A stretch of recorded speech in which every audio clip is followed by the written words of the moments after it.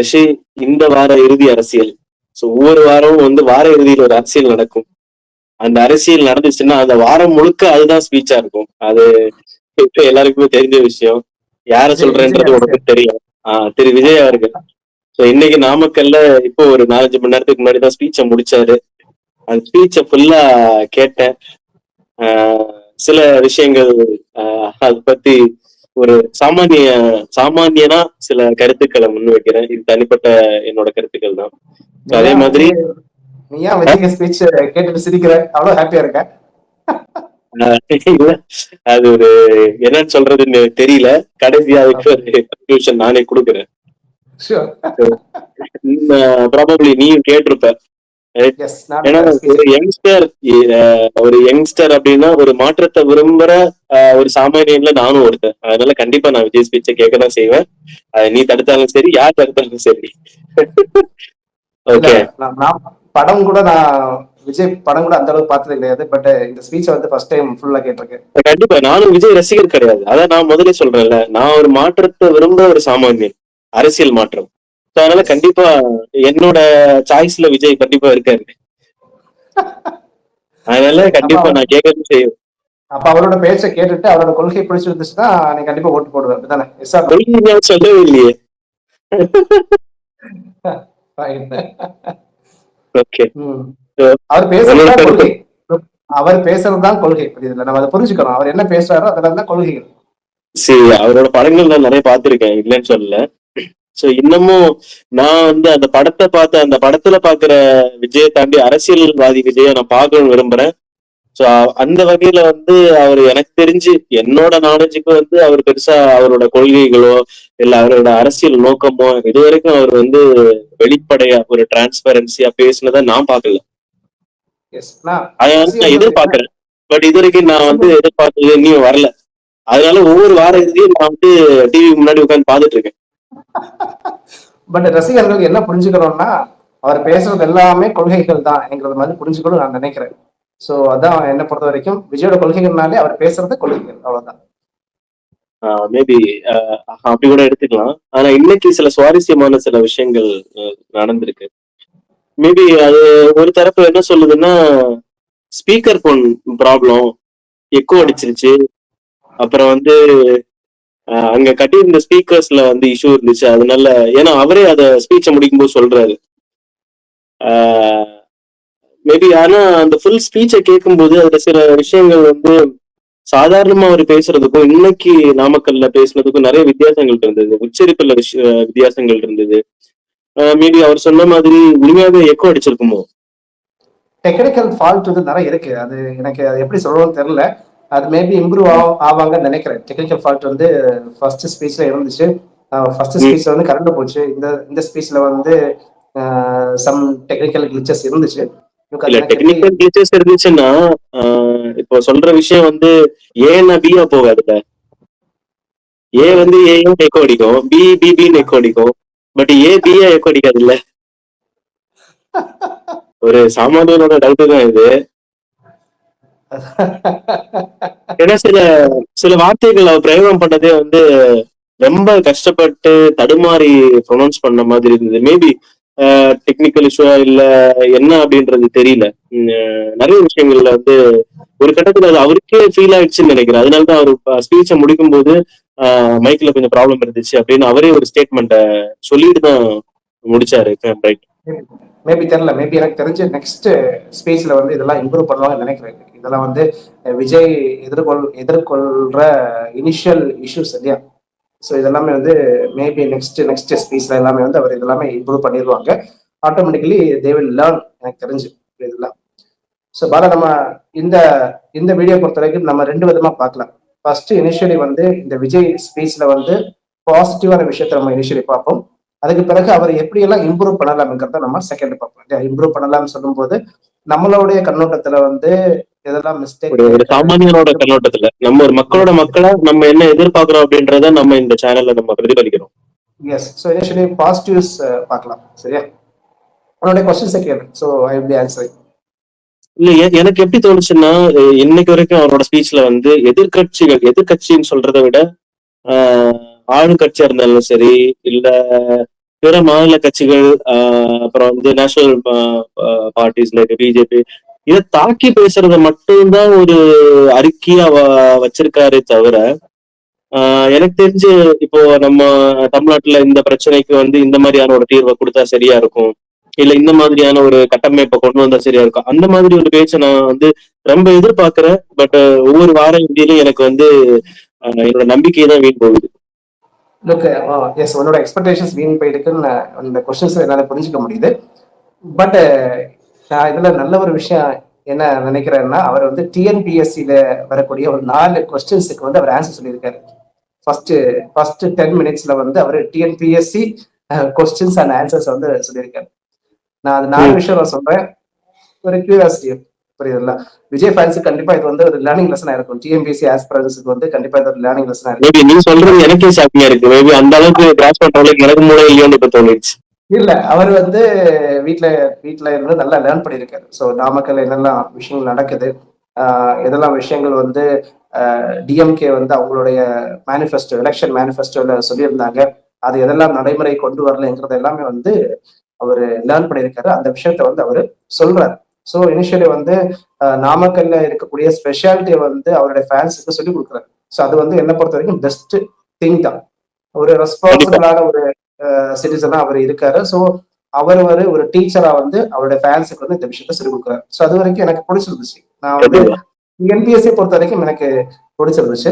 சில 4 விஷயம் நான் சொல்றேன், டிஎன்பிஎஸ்சி பிள்ளைங்களுக்கு கண்டிப்பா கேட்கறதா இருந்தா அது அவங்களுக்கு யூஸ்ஃபுல்லா இருக்கும். ஃபர்ஸ்ட் விஷயம் வந்து நாமக்கல் வந்து எதுக்கு ஸ்பெஷல் பார்த்தீங்கன்னா, lorry truck manufacturing. Lorry truck எல்லாமே வந்து அங்க அதிகமா, லாரி ட்ரக் எல்லாம் இருக்கு இல்லையா, எஸ், அதோடைய body building, body building manufacturing வந்து நாமக்கல் அதிகமா நடக்கும். Second one Namakkal is special for egg and poultry. Egg, முட்டைகளுக்கு ஸ்பெஷல், சரியா? அண்ட் மூணாவது விஷயம் அவர் விஜய் என்ன சொன்னாருன்னா, தமிழன் என்று சொல்லடா தலை நிமிர்ந்து நிலடா, இந்த ஒரு லைன் இருக்கு இல்லையா, இந்த லைனை எழுதுனதே வந்து பாத்தீங்கன்னா நாமக்கல் கவிஞர் ராமலிங்கம் அவர்களை பத்தியும் விஜய் சொல்லியிருந்தாரு. எஸ், தேர்ட் விஷயம், நாமக்கல்ல பிறந்த சுப்புராயன் வந்து 1926-27 வந்து மட்ராஸ் பிரசிடென்சியோடைய சீஃப் மினிஸ்டர் இருந்தாரு. அவர்தான் வந்து பாத்தீங்கன்னா தமிழகத்துல வந்து கம்யூனல் ஆர்டர், அந்த நம்பரை அவர் சொல்லியிருந்தாரு, 1071 நினைக்கிறேன், எனக்கு ஞாபகம் இல்லை. ஸோ அந்த கம்யூனல் ஆர்டர் 1071 சம்திங், அந்த ஆர்டரை வந்து தமிழகத்துல நிறைவேற்றின முதலமைச்சர் வந்து பிறந்த இடம் நாமக்கல். ஸோ இந்த மாதிரி ஒரு 4 விஷயத்த வந்து அவருடைய ஃபேன்ஸ்க்கு சொல்லி கொடுத்துருக்காரு. ஸோ கண்டிப்பா இது ஒரு நல்ல விஷயம். இது வந்து அவர் பேக்ல இருந்து ஒர்க் பண்ணியிருக்காரு. ஸோ நாமக்கலோட ஸ்பெஷாலிட்டி வந்து ஃபர்ஸ்ட் இனிஷியலி சொல்லி கொடுத்துருக்காரு. ஸோ என்னை பொறுத்த வரைக்கும் இது ஃபர்ஸ்ட் விஷயம். செகண்ட் விஷயம் என்னன்னா, மேனிஃபெஸ்டோ, எலெக்ஷன் கேம்பெயின்ல வந்து டிஎம்கே அவங்களுடைய மேனிஃபெஸ்டோல வந்து சில விஷயங்கள் சொல்லியிருந்தாங்க. எஸ்பெஷலி எக் வந்து அங்க அதிகமா வந்து ப்ரொடக்ஷன் பண்றாங்க இல்லையா. ஸோ எக் இண்டஸ்ட்ரியை பொறுத்த வரைக்கும் ஸ்டோரேஜ் ஃபெசிலிட்டிஸ் கொண்டு வரணும்னு சொல்லியிருந்தாங்க. பட் எந்த விதமான ஸ்டோரேஜ் ஃபெசிலிட்டியும் இது வரைக்கும் கொண்டு வரலங்கிறத வந்து விஜய் வந்து வெளிப்படையாக தாக்கி பேசியிருக்காரு. ஸோ இது ஃபர்ஸ்ட் விஷயம். செகண்ட் விஷயம் என்னன்னா, இந்த பாக்டீரியா வைரல் இதோடைய ஒரு ரிசர்ச் சென்டர் கொண்டு வரணும்னு சொல்லி பல ஆண்டுகளா வந்து நிறைய கோரிக்கை வச்சிருக்காங்க. அதையும் அரசாங்கம் நடைமுறைப்படுத்தல. ஸோ இது செகண்ட் விஷயம். தேர்ட் விஷயம் வந்து பாத்தீங்கன்னா, இந்த தேங்காய் வந்து அரசாங்கமே கொள்முதல் பண்ணி, அரசாங்கமே வந்து அந்த தேங்காயை வந்து எண்ணெயா கன்வெர்ட் பண்ணி ரேஷன் ஷாப் வழியா விற்கணுங்கிறத வந்து டிஎம்கே அரசாங்கம் அந்த மேனிஃபெஸ்டோல சொல்லியிருந்தாங்க. பட் அதையும் நிறைவேற்றல. ஸோ இந்த மாதிரி சில டிஎம்கேயோடைய மேனிஃபெஸ்டோல, எலெக்ஷன் மேனிஃபெஸ்டோல ஆர் எலெக்ஷன் கேம்பெயின்ல சொல்லியிருந்த சில விஷயங்கள் வந்து நடைமுறைப்படுத்தலைங்கிறத வந்து வெளிப்படையாவே சொல்லியிருக்காரு. ஸோ இது வந்து என்ன புரிஞ்சுக்க முடியுதுன்னா, விஜய் வந்து டைரக்டாவே டிஎம்கே தாக்கி பேசியிருக்காரு. அண்ட் அங்க இருக்கக்கூடிய ரியாலிட்டியான விஷயத்த வந்து கரெக்டா சொல்லியிருக்காரு. ஸோ அது வரைக்கும் ஃபைன். இது வரைக்கும் விஜய் வந்து அழகா தான் பேசியிருக்காரு. அதாவது என்ன பேசணுமோ அந்த விஷயத்த வந்து அவரோட ஃபேன்ஸுக்கா, அவருடைய ஓட்டர்ஸுக்கு வெளிப்படையா சொல்லியிருக்காரு. ஓகே, இது கண்டிப்பா இது ரொம்ப பாராட்டுக்குரிய விஷயம். ஏன்னா அவர் ஸ்பீச் கேட்ட கூட எனக்கே தெரிஞ்சது நாமக்கல் தான் one of the leading exporters of egg to the world. Yes, தமிழ்நாடை பொறுத்த வரைக்கும் தமிழ்நாடு. ஆமா, அது வந்து கண்டிப்பா அதே மாதிரி நீ சொன்ன மாதிரி டிஎம்கே வந்து ப்ராமிஸ் பண்ண இது வந்து ஒரு என்ன சொல்றது, ஒரு ஃபேன்சி திங்ஸ் கிடையாது. அன்றாடம் அவங்களுக்கு தேவைப்படுற ஒரு விஷயம். ஏன்னா இப்ப வந்து ஒரு ஒரு டிஸ்ட்ரிக்ட்ல ஒரு பர்ட்டிகுலரான ஒரு பொருள் வந்து சாகுபடி ஆகுது, இல்ல உற்பத்தி ஆகுது. அது வந்து அண்டை மாநிலங்கள், அண்டை நாடுகளுக்கு வந்து எக்ஸ்போர்ட் ஆகுதுன்னா, கண்டிப்பா அத ஊக்குவிக்க வேண்டியது அந்த ஸ்டேட்டோட அரசாங்கத்தோட ஒரு தலையான கடமை இல்லையா? முக்கியமான ஒரு கடமை. அந்த விஷயத்துல கோல்டு ஸ்டோரேஜ். ஏன்னா பிகாஸ் எக்க பொறுத்த வரைக்கும் it's very vulnerable product. Yes, ஏன்னா சீக்கிரமா கெட்டு போயிடும். Yeah. ஆமா. ஏன்னா இந்த மாதிரி கவர்மெண்ட் சப்சிடைஸ்டு ஒரு ஒரு ஸ்டோரேஜ் சிஸ்டம் கொண்டு வந்தாங்கன்னா கண்டிப்பா இன்னும் நிறைய பேருக்கு அது பூஸ்டப் ஆகும். ஈவன் எஸ், இளைஞர்களும் வந்து ஒரு ஸ்டார்ட் அப் மாதிரி விஷயங்களை வந்து பண்றதுக்கு அது ஒரு ஊந்துகோலா இருக்கும். ரைட், நீ சொன்னது ரொம்ப எஸ், முக்கியமான விஷயம். அதே எஸ். மாதிரி ஏன்னா இவரு சொல்லும் போதுதான் இந்த மாதிரியான விஷயங்கள் மேனிபெஸ்டோல இருந்து அது நடக்கல, கவர்மெண்ட் அதை இன்னும் நடைமுறைப்படுத்தல அப்படின்றது வந்து மக்களுக்கு வந்து தெரிய வருது. உண்மையாவே பாராட்டக்கூடிய ஒரு விஷயம் தான். கண்டிப்பா தெரிய வரும். ஏன்னா அதுல look, அந்த அந்த கூட்டத்துல அந்த மீட்டிங்ல இருந்த நபர்கள் எல்லாருமே வந்து மோஸ்ட்லி யங்ஸ்டர்ஸ். யங்ஸ்டர்ஸ் வந்து இந்த விஷயத்த கேட்கும் போது அட்லீஸ்ட் அதோடைய பேசிக்கான விஷயத்த கூட பேசிக்கான விஷயத்த அண்டர்ஸ்டாண்ட் பண்ணியிருப்பாங்க நான் நினைக்கிறேன். அவ்வளவுதான். என்ன பொறுத்த வரைக்கும் அதுவே ரொம்ப இம்பார்ட்டன்டான விஷயம் நான் நினைக்கிறேன். ஆமா, ஒருத்தர் வந்து சில விஷயங்களை வந்து கரெக்டான வந்து புள்ளி விவரங்களோட சொல்லும் போது நமக்கும் வந்து சிந்திக்க தோணும். ஓ, இந்த மாதிரிலாம் நடந்திருக்கு. சோ இதெல்லாம் ப்ராமிஸ் பண்ணி நடக்கல. சோ அடுத்த எலெக்ஷன்ல ஓட்டு போடும்போது ஒரு வாட்டிக்கு ரெண்டு வாட்டி யோசிக்கணும் அப்படின்ற ஒரு தன்மை நமக்கு வந்து கண்டிப்பா தோணும். எஸ், இது ஃபர்ஸ்ட் விஷயம். ஆமாங்க. செகண்ட் விஷயம் வந்து டைரக்டர் டிஎம்கேவை வந்து அட்டாக் பண்ணி பேசினாரு. டிஎம்கே மட்டும் இல்ல, சீஃப் மினிஸ்டரை வந்து டைரக்டா அட்டாக் பண்ணி பேசினாரு. சீஃப் மினிஸ்டர் வந்து அண்டர் கிரவுண்ட்ல வந்து பிஜேபி கூட டீலிங் பண்ணிட்டு இருக்காரு. ஆஹ் அதாவது தமிழகத்துல வந்து பாத்தீங்கன்னா இந்த டிஎம்கே வந்து நிறைய கரப்ஷன் பண்றாங்க. ஸோ கரப்ஷன்ல இருந்து எஸ்கேப் ஆகிறதுக்காக பிஜேபி கூட நிறைய லிங்க் வச்சிருக்காங்கிறது வந்து டைரக்டாவே அவர் பேசினார். ஸோ அது நல்ல விஷயம். ஸோ இந்த விஷயத்த கண்டிப்பா பேசணும். DMK and BJP under ground dealing. And அதே மாதிரி இன்னொரு விஷயத்தையும் வந்து சீஃப் மினிஸ்டர் தாக்கி பேசினார். அதாவது முதலமைச்சர் வந்து இயல்பான விஷயங்கள் இல்லாம நமக்கு நடைமுறைக்கு சாத்தியம் இல்லாத விஷயங்களை வந்து அவர் எலெக்ஷன் கேம்பெயின் சொல்லியிருக்காரு. அதை வந்து ஈஸியா நடைமுறைப்படுத்தவே முடியாது. அந்த மாதிரி விஷயங்களை வந்து டிஎம்கே சொல்லியிருக்காங்க. பட் நான் அப்படி சொல்ல மாட்டேன். நான் நடைமுறைக்கு சாத்தியமுள்ள மக்களுக்கு அன்றாடம் தேவையுள்ள விஷயத்த முதல்ல நடைமுறைப்படுத்துவேங்கிறது வந்து சொல்லியிருக்காரு. அதுலயும் ரொம்ப ரொம்ப இம்பார்ட்டன்ட் விஷயம் வந்து கிட்னி திருட்டு. கிட்னி திருட்டை பொறுத்த வரைக்கும் நாமக்கல்ல இருந்து அந்த இஷ்யூ வந்திருக்கு. ஸோ அதுக்கும் அந்த விஜய் அரசாங்கம் வந்துச்சுன்னா பனிஷ்மெண்ட் கொடுப்பேங்கிறத வந்து அவர் சொல்லியிருக்காரு. ஸோ இந்த சின்ன சின்ன விஷயங்களை வந்து அவரு கரெக்டா மென்ஷன் பண்ணி பேசுறாரு. அது வரைக்கும் நல்லதுதான். கண்டிப்பா. எப்படின்னா இப்போ இந்த சீஃப் மினிஸ்டர் விஷயமாகட்டும், அதே மாதிரி இந்த நாமக்கல் கிட்னி திருட்டு, ஏன்னா டைரக்டா அது டிஎம்கே கட்சியை சார்ந்த சில ஆட்களோட ஹாஸ்பிட்டல் அது அப்படின்ற முறையில வந்து இன்னமும் அது மேல வந்து ஒரு ஒரு ஸ்ட்ரிக்ட் அண்ட் ஸ்ட்ரிஞ்சன்ட் ஆக்ஷன் எடுக்காம இருக்கிறதுனால கண்டிப்பா மக்கள் மத்தியில வந்து ஒரு பெரிய கேள்விக்குறி இருக்கதான் செய்யுது. உண்மையாவே இந்த டாக்கை பொறுத்த வரைக்கும் ரொம்ப பாராட்டக்கூடிய விஷயம்தான். பட் எனக்கு ஒரு சில இடத்துல வந்து எனக்கு வந்து ரொம்ப நான் பர்சனலி அப்செட்னு சொல்ல முடியாது. ஒரு நிமிஷம் என்னை யோசிக்க வச்சது என்னன்னா, பொதுவா அவரோட ஸ்பீச் ஒரு ஃபன்னியா தான் இருக்கும். ஸ்டாலின் அப்படின்னு சொன்ன மாதிரி எப்பவுமே ஃபன்னியா தான் இருக்கும். பட் இன்னைக்கு வந்து எப்படின்னா, மறுபடியும் நம்ம கட்சி ஆட்சிக்கு வரணுமா அப்படின்னு ஆசைப்படுறீங்களா அப்படின்னாரு. சொல்லி முடிச்சுட்டு அடுத்த செகண்ட் வந்து ஒரு 2 செகண்ட் யோசிச்சுட்டு சாரி நம்ம ஆட்சிக்கு வரணும்னு ஆசைப்படுறீங்களா அப்படின்னாரு. அவரு மேபி ப்ரிப்பரேஷன்ல வந்து லேக் ஆயிருக்குமோ, ஒருவேளை வந்து ப்ராப்பரா ப்ரிப்பேர் பண்ணாம ஒரு ஸ்டடி பண்ணாம டப்புன்னு அறிக்கை எடுத்து வாசிக்க ஆரம்பிச்சிட்டாரோ, அதனால அப்படி ஆயிருக்குமோ. இருக்கலாம், இல்ல, மேபி இருக்கலாம். ஏன்னா அவர் மக்களை பாக்குறது புதுசெல்லாம் கிடையாது. ஏன்னா ஒரு சினிமால வந்து பல பக்கத்துக்கு டயலாக் பேசுறவங்களுக்கு அண்ட் பல பேர் மத்தியில நின்று நடிக்கிறவங்களுக்கு வந்து சகஜமா சரளமா வரும். ஒன்னே என்ன மாதிரி கிடையாது டயலாக் பேசுறது. அப்படி இருக்கும்போது இந்த அறிக்கையெல்லாம் அவங்களுக்கு வந்து ஜஸ்ட் ஒன்ஸ் ஒரு கிளான்ஸ் விட்டாலே ரீட் பண்ணாலே அவங்களால ஈஸியா இது பண்ண முடியும். பட் இன்னைக்கு இந்த தடுமாற்றம் அப்படின்றது கண்டிப்பா இது வந்து பாத்தீங்கன்னா எல்லா சோசியல் மீடியால இது இப்போ ஒரு வந்து ஒரு பேசும் பொருளா வரும். நான் அடிச்சு சொல்றேன், இது ஒரு பேசும் பொருளா வரும். இதுக்காகவே எதிர்கட்சி ஆளுங்க ஆளுங்கட்சி ஆளுங்க வந்து வெயிட் பண்ணிட்டு தான் இருக்காங்க. இதுல நான் என்ன நினைக்கிறேன்னா, விஜய் வந்து அவருடைய சினிமாட்டிக் ஸ்டைல்ல விடுபட்டு இயல்பா பேசுறதுக்கு ட்ரை பண்றாரு. இயல்பா பேசுறதுக்கு ட்ரை பண்ணும் போதுதான் இந்த மாதிரி இஷ்யூஸ் வருதுன்னு நான் நினைக்கிறேன். இப்ப வந்து அவருடைய அவருடைய பேச்சு பாணியில வந்து ஜெயலலிதாவுடைய பேச்சு வந்து தெரியுது இல்லையா? நீ பார்த்திருப்பேன் நினைக்கிறேன். செய்வீர்களா நடைமுறைப்படுத்துவீர்களா அப்படி கேட்டார்ல 2 3 வேர்ட்ஸ். ஸோ இதெல்லாமே ஜெயலலிதா அவர் யூஸ் பண்ணக்கூடிய வேர்ட்ஸ்.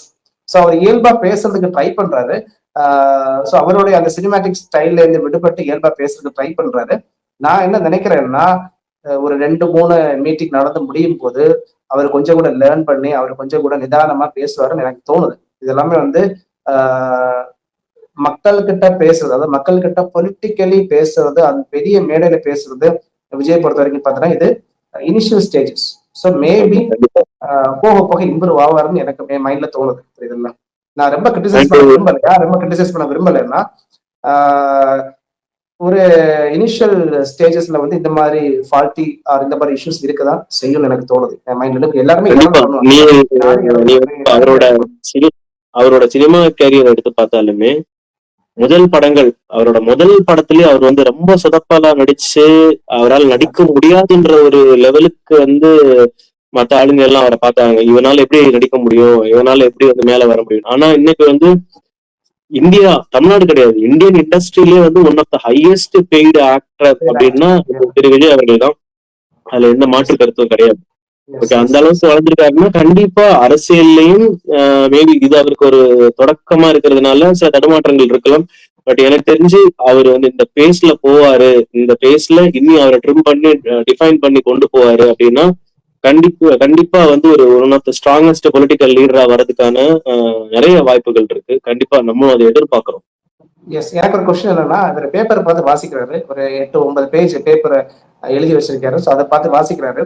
அதை பத்தி நீ என்ன நினைக்கிற? பேப்பரை பார்த்து வாசிக்கிறதுனால இளம் தலைமுறையின் யங்ஸ்டர்ஸ் வந்து ஈர்க்கப்படுவாங்களா பேப்பரை பார்த்து வாசிக்கும் போது? நான் நினைக்கிறேன்னா இப்ப வந்து பேப்பர் பார்த்து வாசிக்கிறது வந்து அரசியல்ல புதுசெல்லாம் கிடையாது. இப்ப நானே நாளைக்கு வந்து ஒரு கட்சிக்காக வேலை செய்ய போறேன் அப்படின்னா எனக்கு வந்து வரலாறு எல்லாம் வந்து எனக்கு பெருசா தெரியாது. மேபி ஒரு 10 20 வருஷத்தோட பொலிட்டிக்கல் மூவ்ஸ வந்து எனக்கு தெரியுமே தவிர புள்ளி விவரங்களை வச்சு என்னாலும் பேச முடியாது. மேபி அந்த இடத்துல வந்து நானுமே வந்து என்ன பண்ணுவேன்னா சில அறிக்கைகள் எடுத்துட்டு போவேன், சில ஹிண்ட் எடுத்துட்டு போவேன். அது வந்து காமன் தான். பட் அந்த வே how it is getting exhibited, so வந்து மக்கள் மத்தியில் அது எப்படி வந்து அந்த ப்ரொபகேண்டா போகுது, வந்து ஒரு சாமானியனுக்கு வந்து புரியும்படியான சொல்லி எடுத்து சொல்றது, இந்த மாதிரி விஷயங்கள் தான் நமக்கு வந்து நம்ம எதிர்பார்க்கறது. இந்த விஜய் பேசின விஷயத்தை நீ கவனிச்சிருப்ப.